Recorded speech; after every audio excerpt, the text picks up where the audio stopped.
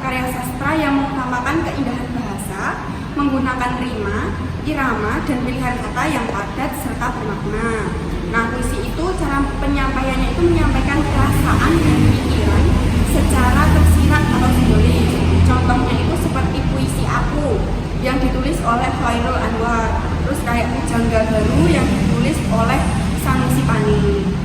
Terus yang kedua itu ada prosa.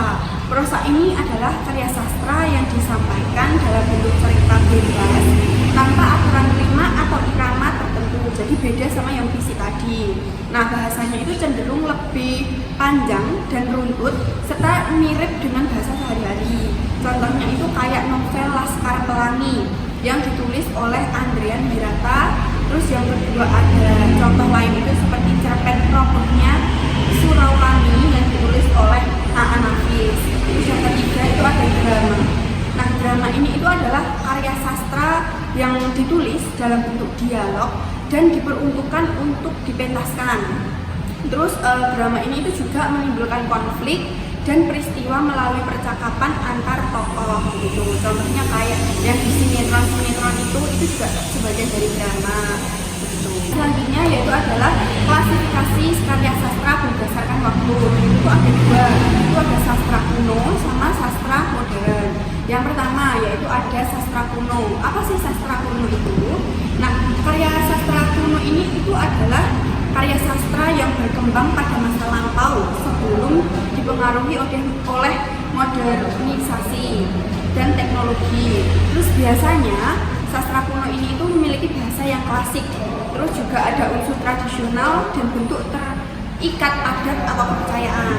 Nah, itu contohnya itu kayak hikayat Hang Tuah, terus ada hikayat Sri Rama, terus ada juga cerita rakyat seperti Malin Kundang, Timun Mas, seperti itu masuknya ke sastra kuno. Terus yang kedua itu ada sastra modern. Nah, sastra modern itu adalah karya sastra yang muncul setelah adanya pengaruh pendidikan modern, terus media cetak dan perkembangan gaya penulisan baru. Terus sastra modern ini itu cenderung menggunakan bahasa sehari-hari dan tema yang dekat dengan kehidupan sehari-hari. Nah, contohnya itu kayak novel Sang Pemimpin yang ditulis oleh Andrian Hirata. Terus ada puisi doa yaitu yang ditulis oleh Khairul Anwar. Selanjutnya itu ada klasifikasi karya sastra berdasarkan jenis. Itu ada dua, yaitu ada fiksi dan non-fiksi. Nah, yang pertama itu ada karya sastra fiksi. Karya sastra fiksi ini adalah karya sastra yang berisikan cerita rekaan atau imajinasi pengarang. Terus tidak selalu terjadi dalam dunia nyata, meskipun itu juga terinspirasi dari kehidupan sehari-hari juga.